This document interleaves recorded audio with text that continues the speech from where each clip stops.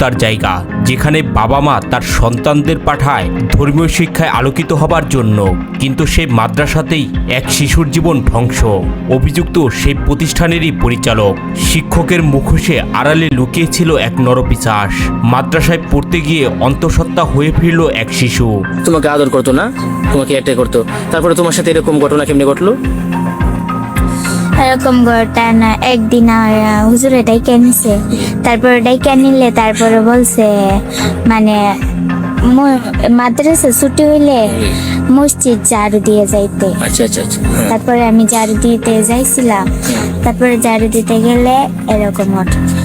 মানে এরকম তোমাকে কি বলে ডাকছিল কাছে, এবং তোমাকে এই কাজ উনি কেমনি করলো? আমাকে বলছে তার রুমটা ঝাড়ু দিতাম, মানে তার বিছানাটা, তারপরে দিতেছি, তারপর দরজা লাগাই লাইছি।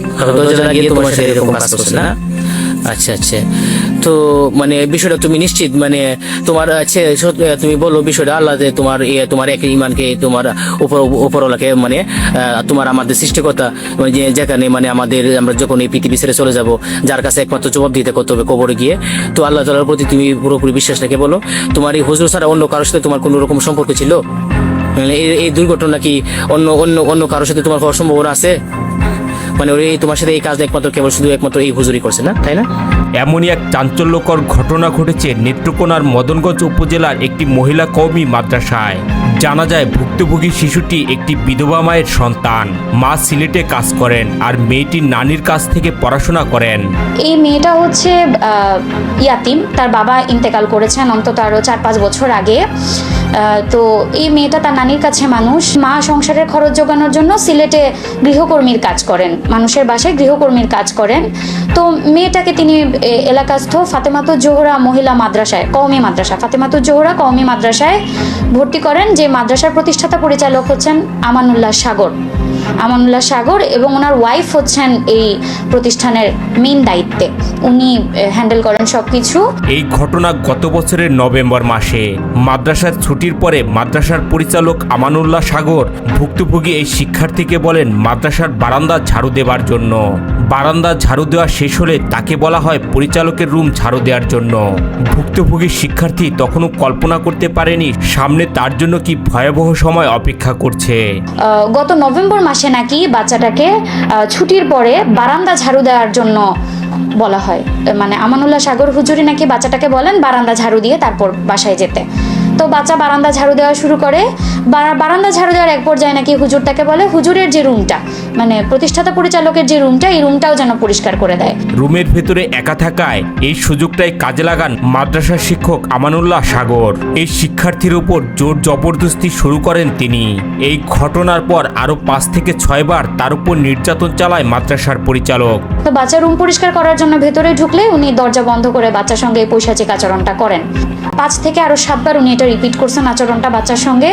পরপর বেশ কয়েকদিন, পরপর প্রায় 5 থেকে 7 দিন উনি একই কাজ করছেন। মুখ খুললেই মেরে ফেলার হুমকি দেওয়া হয় তাকে।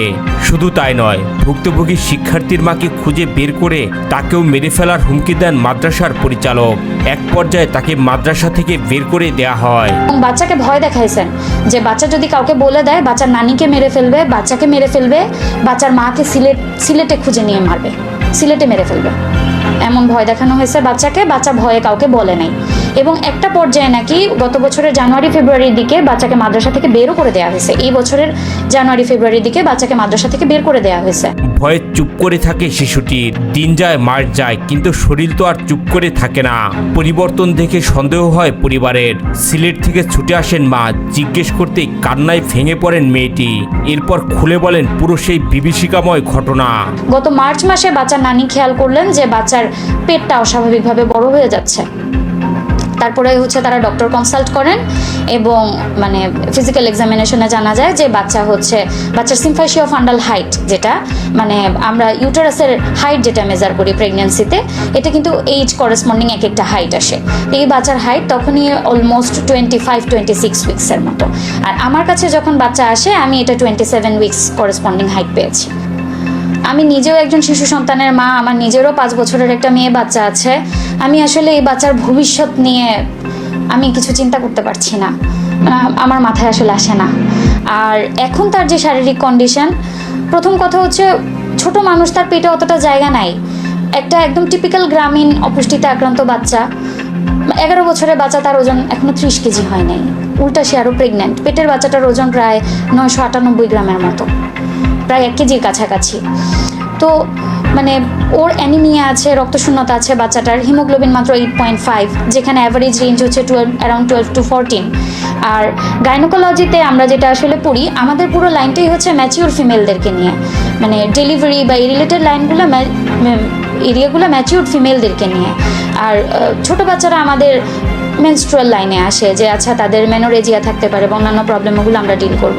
কিন্তু এই বাচ্চাটার আসলে লেবার মেনটেন্যান্স কি হবে না, আমার আসলে মানে আমি আসলে বুঝতে পারতেছি না, আমি আসলে কি বলবো। এবং তাকে যখন আমি তার ফ্যামিলিকে বলেছিলাম যে আপনারা আসলে কি চান এখন বাচ্চাটাকে নিয়ে, আপনারা কি বাচ্চাটা অ্যাবর্ট করবেন, পেটের বাচ্চাটা নষ্ট করে ফেলবেন, নাকি ডেলিভারি পর্যন্ত যাবেন, তারা নিজেরাও আসলে কনফিউজ যে তারা কি করবে, তারাও আসলে বুঝতে পারতেছে না। আবার তারা অ্যাবর্শনের কনসেন্টও দিচ্ছে না, যে বাচ্চাটা আবার অ্যাবর্শন করতে চাইলেও এটা আসলে আমরা কিভাবে অ্যাবর্ট করব। এখন সাথে 27 উইক্সের একটা বাচ্চার জন্য তো আমরা এই ছোটো বাবুর পেট কাটতে পারবো না। আবার একে যে নর্মালি আমরা বের করবো ওই সুযোগও তো আমরা পাবো না, বাট ক্যানেলে ওই পরিমাণ স্পেস নেই। তার মানে আমাদের ক্র্যানিওটমি করে বাচ্চাটা হয়তো বের করতে হবে। ও আসলে 11 বছরের একটা ছোট মানুষ, ওর কি আসলে এই জিনিসগুলা ফিল করার কথা ছিল, বা এই জিনিসগুলোকে ওর ফেস করার কথা ছিল? আর এখন যে সামাজিক হেনস্থাগুলো হচ্ছে, ওর তো আসলে মানে বিয়ে শাদী বলেন বা ফিউচার বলেন, ওটা নিয়ে তো আসলে কিছুই নাই ওর জন্য। পরে ডায়াগনস্টিক সেন্টারে পরীক্ষা নিরীক্ষা আর রিপোর্টে আসে শিশুটি অন্তঃসত্ত্বা। পরে গাইনি বিশেষজ্ঞের কাছে গেলে পরীক্ষা নিরীক্ষা করে তিনি জানান মেয়েটি 5 মাসের অন্তঃসত্ত্বা। পরীক্ষায় দেখা যায় বাচ্চাটির বয়স প্রায় 27 সপ্তাহের বেশি। মেয়েটা হচ্ছে বৃহস্পতিবার দিন দুপুর 12টায় আমার কাছে আসে, তার সঙ্গে তার মা এবং আমার চেম্বারে আমার অ্যাটেন্ডেন্টরা ছিল। টোটাল আমরা 5 জন মানুষ ছিলাম রুমে। তো আমি যখন মেয়েটাকে জিজ্ঞাসা করি যে মা তোমার কি সমস্যা লাগে বলো, সে প্রথমে খুবই ভয়ে ছিল। একটু কনসোল করা হলো তাকে, একটা কলম একটা চকোলেট দিয়ে একটু কনসোল করা হয়েছে। তারপরে সে আমাকে বলল ম্যাডাম আমার পেটটা ভার ভার লাগে, কি জানি লড়ে। আমি মানে একটু অবাক হয়ে গিয়ে আবারও তাকে জিজ্ঞাসা করেছি যে মা তোমার কি সমস্যা লাগে। সে আমাকে বললো আমার পেটটা ভার ভার লাগে, কি জানি লড়ে। এরপরেও হচ্ছে মানে আমি তাকে তার মার কাছ থেকে কিছুটা শুনলাম যে কি অবস্থা। তারপরে আমি আবার তাকে জিজ্ঞাসা করেছি যে মা তোমার সাথে মানে খারাপ কাজটা কে করেছে। সে শুধু হুজুর, হুজুর শব্দটা সে 2 বার বলল, হুজুর বলে মানে বাচ্চাটার পুরো ফেসে আসলে এতখানি ভয়ের এক্সপ্রেশন ছিল, মানে সে এদিক ওদিক তাকাচ্ছে রীতিমতো। সে কমফোর্টেবল না, সে একদমই আনকমফোর্টেবল, চোখে মুখে